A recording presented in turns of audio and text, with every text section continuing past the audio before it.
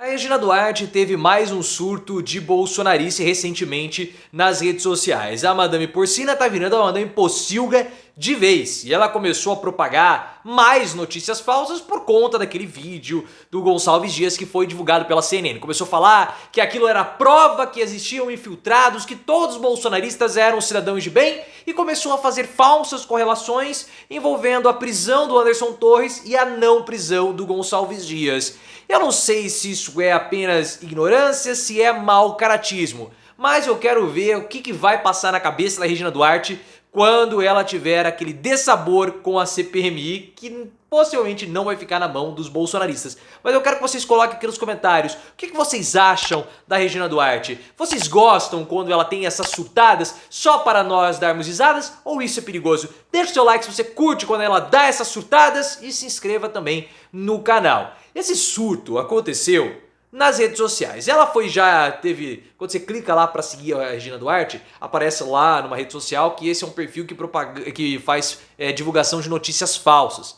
Isso é muito característico da Regina Duarte, porque às vezes ela posta lá um conteúdo de gatinho, mas eventualmente ela tem umas surtadas bolsonarísticas, como foi depois da divulgação daquele vídeo pela CNN. Ela fez uma postagem numa foto que ela tá, aparentemente era ela, né? Tava com o rosto meio tampado, mas era ela deitada no chão em um acampamento bolsonarista, falando que a verdade veio à tona. Glórias ao Senhor, porque nós ficamos sabendo que os bolsonaristas eles são cidadãos de bem, patriotas que lutam pelas famílias, né? E a gente vê como os bolsonaristas são patriotas e cidadãos de bem. Esses episódios de escolas, né, sempre tem um bolsonarista envolvido. Não estou falando que o bolsonarismo provoca isso, nem que é o Bolsonaro o responsável por tudo isso. A gente sabe que essa é uma visão muito simplista, mas é impressionante como essa frustração e esse fracasso dos bolsonaristas os leva a cometerem tais tipos de atrocidades como as postagens da Regina Duarte, né? É tudo uma papagaiada, tudo uma mentira, falando que aqueles infiltrados, que existiam infiltrados, mentira. E depois uma falsa correlação do Anderson Torres, da prisão do Anderson Torres com a não prisão do ex-ministro Gonçalves Dias. Tudo para falar aquela narrativa de perseguição e de armação. Só que o mais sério que eu gostaria de comentar com vocês é essa falsa correlação da prisão do Anderson Torres com o Gonçalves Dias. Porque não foi só a Regina Duarte que fez uma correlação do tipo. Porque eles estão falando, olha, o ministro andou ali entre os manifestantes bolsonaristas e ele não foi preso. Por que o Anderson Torres, que estava viajando, foi preso? É uma prisão injusta e eles estão querendo incriminar a direita. Sempre o mesmo chorume bolsonarístico. Então nós vamos explicar.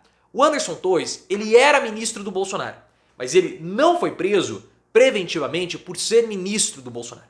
Ele foi preso preventivamente porque ele era secretário de Segurança Pública do Distrito Federal.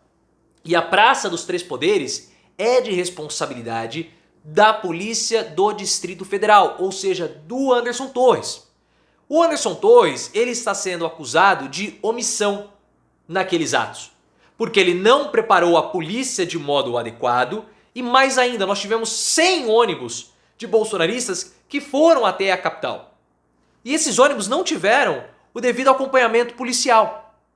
Então o Anderson Torres ele foi preso preventivamente porque ele poderia obstruir a justiça destruindo provas por conta da própria omissão dele. No caso do Gonçalves Dias, pelas imagens que nós temos no vídeo, não há motivo para ele ser preso. Ele vai ser ouvido muito em breve pela polícia. Às vezes quando você estiver vendo esse vídeo ele já até foi ouvido pela Polícia Federal. Mas somente pelas imagens não existe justificativa para a prisão do Gonçalves Dias.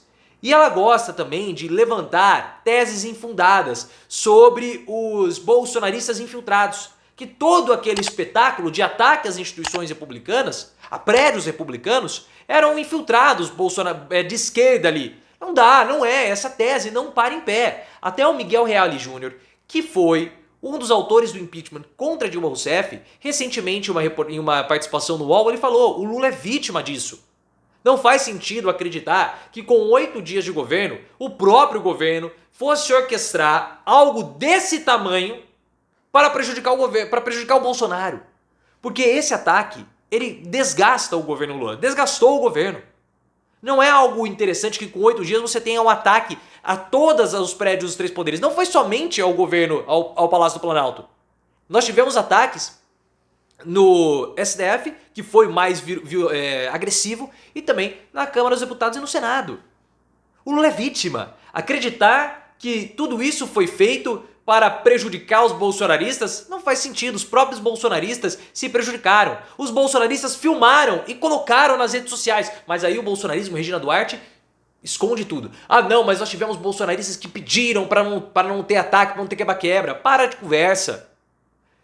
Nós temos indícios e provas de financiamento, de caravana, de publicação. Todos eram bolsonaristas. Nós temos 1.390 pessoas que estão indiciadas e todos eles eram esquerdistas. Olha, a alfafa que os bolsonaristas estão comendo, ela é muito especial. Tanto que a farsa já começou a cair. A farsa começou a cair. Por quê? Logo depois que houve a divulgação do vídeo da CNN, uma das imagens que mais chamou a atenção foi do militar da aguinha, que deu ali água para um manifestante bolsonarista beber. Olha lá, é a prova do conluio do GSI, é a prova da conivência do GSI. Só que aquele militar, primeiro, ele já havia sido afastado, logo depois dos atos antidemocráticos, ele já está sendo investigado pela Polícia Federal, e aquele foi um militar indicado pelo general Augusto Heleno. Porque o único do GSI que foi indicado pelo Lula era o Gonçalves Dias. Não houve tempo para fazer uma reformulação e desbolsonarizar a pasta. Demorou depois para desbolsonarizar? Vai ter que desbolsonarizar ainda mais? Vai. Mas a farsa bolsonarista está caindo. E o que eu vejo que está havendo é uma proteção ao Anderson Torres. Nos próximos dias ele vai ter que prestar um outro depoimento. É o terceiro. A pressão está muito forte. Existe um sério risco dele fazer uma delação premiada. E a única chance, na percepção do governo federal, do Bolsonaro ser preso, é com uma delação premiada do Anderson Torres. Ele trazer algum subsídio a mais que possa tornar a prisão do Bolsonaro simplesmente assim impossível de não acontecer. O Anderson Torres está muito pressionado. Ele tem que prestar depoimentos, não vê as filhas já há muito tempo, a mãe voltou a ter câncer, ele tá magro, tá se sentindo abandonado. Então tudo isso são formas de amenizar a situação do Torres, porque ele é o elemento pivotal de toda essa história. E como nós estamos vendo também, uma das possibilidades dos bolsonaristas de protegerem o Torres e protegerem também o Bolsonaro, que no caso era a CPMI, dos atos antidemocráticos, ao que tudo indica, o governo vai ter maioria, vai poder controlar a comissão. E assim, pessoal, fica muito, mas muito difícil para os bolsonaristas atingirem os objetivos deles com essa comissão.